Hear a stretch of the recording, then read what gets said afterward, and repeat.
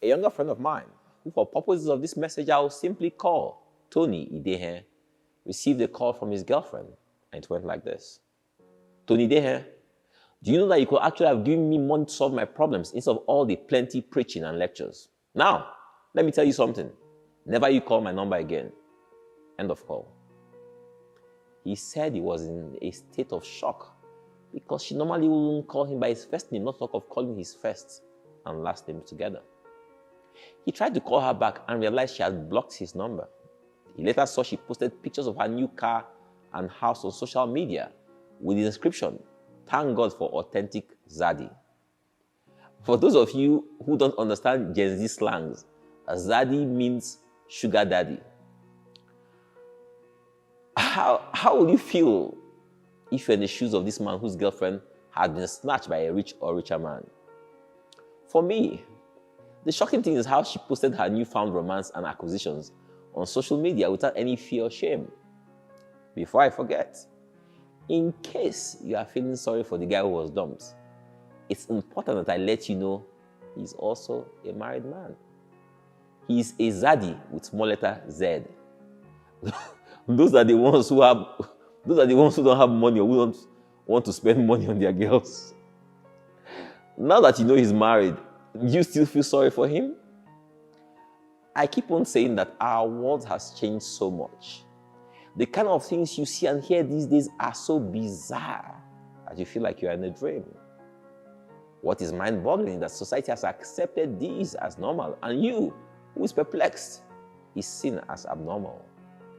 When you hear the way people speak about drug use and abuse, you will think they are discussing the weather. If you're not using, you're not cool. Old men and women are even using recreational drugs. Most families are dealing with one or more children who are on drugs. Someone just told me yesterday that married men in Abuja are having a hard time because Yahoo boys are outspending them. So they have no choice but to stay at home with their wives. The lifestyle of sin and debauchery our young people are flaunting on social media is the stuff movies were made of back in the days. Religious leaders and the politicians are openly hobnobbing with drug dealers. Parents are accepting of all sorts from their kids as the world glamorizes sin. It's now a case of if you can't beat them, join them. Is there any hope for our world? Some decades ago, the prayer in churches was, "Lord, give us souls. Lord, help us win souls."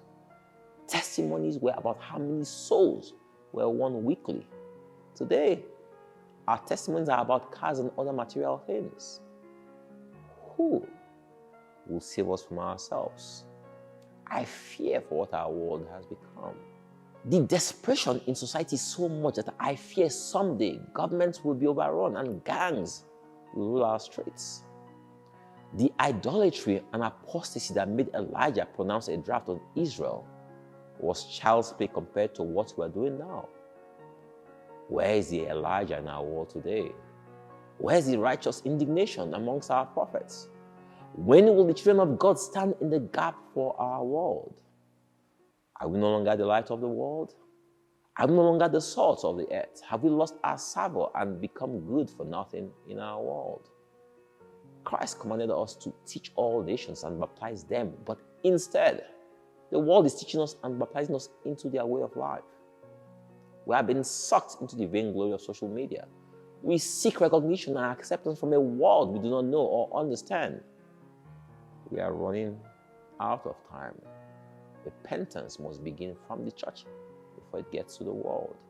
We must go back to the ancient paths and restore our relationship with God. We must once again enthrone God in our lives and our affairs. I want to leave you with these words from 2 Chronicles 7:14.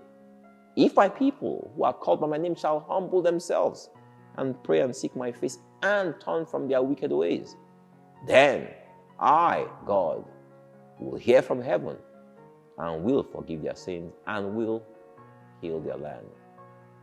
Our ways are indeed wicked, and we must seek repentance. God bless and help us all.